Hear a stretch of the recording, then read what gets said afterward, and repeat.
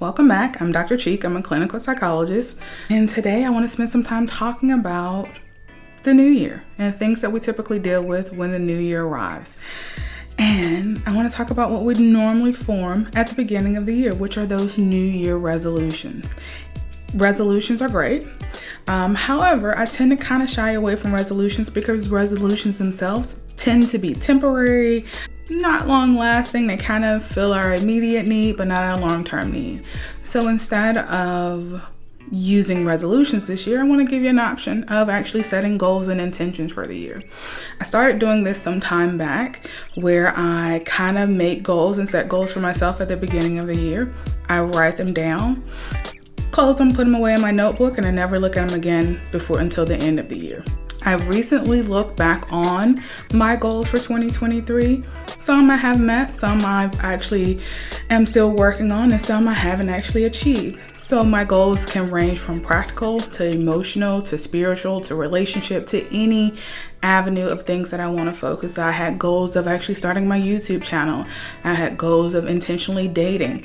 I had goals of starting yoga practices because I wanted to maintain joint flexibility to keep off or stave off any possible health conditions in my future. So these were my goals. My goals and my intentions are set throughout the year, not so I can say I've check this thing off my to-do list, but because I want to not just set my intentions for this year, but years to come. So goals themselves, I want you to be mindful that you don't have to actually achieve each and every one of those goals. And if you don't achieve every one of those goals, it doesn't mean you fail.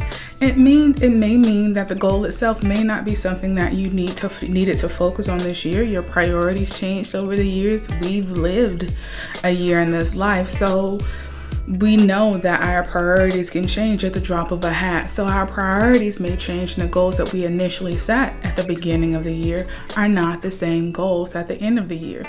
But the ideal is to set your intentions, to start out on a good footing, to good foundation for the year, to feel like you have a purpose and something that you're working towards for the year, to have some idea of what you want or how you want this year to start off for you.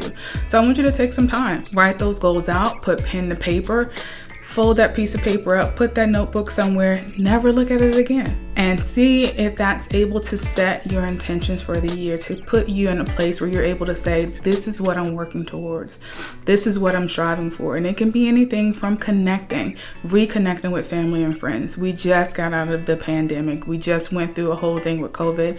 And a lot of people are struggling to find those social and intimate connections. So it may be an opportunity to kind of set the intention to start reconnecting, to start getting out and being social in ways that we weren't because we hadn't been in a while, to actually start to get to know yourself. Also, make sure that your goals themselves are realistic. Let's not go from never playing a game of basketball or football to saying I want to be an NFL star or NBA star. That ain't gonna happen. That's not realistic. Let's not go from making $8 an hour to saying I want to save $1 million in 6 months. Those are the type of goals that we set when we want to set ourselves up for failure.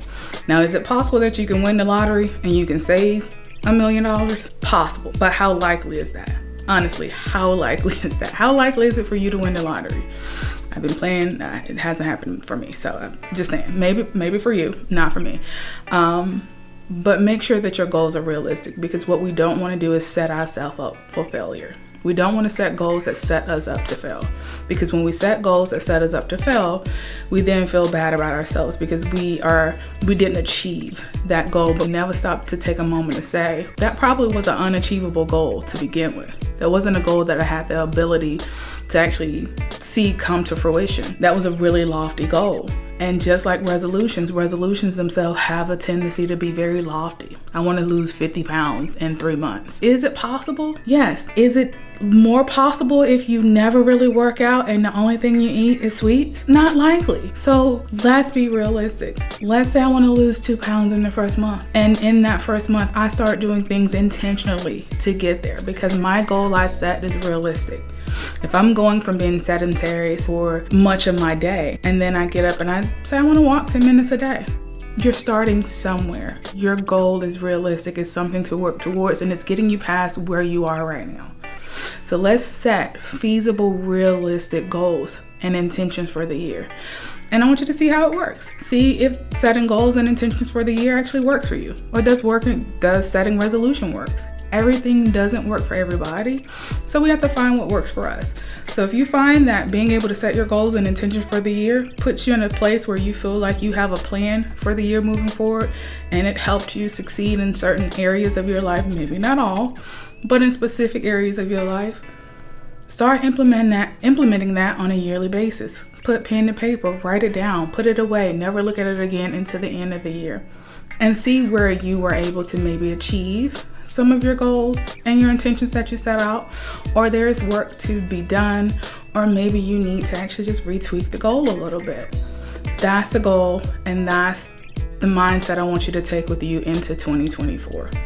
Hopefully this helps. Hopefully this gives you some information to start, and you can set your intentions and your goals for the year in a way that sets you up for success in life in general. I thank you for taking the time to listen. I'll be seeing you again very soon. Thank you.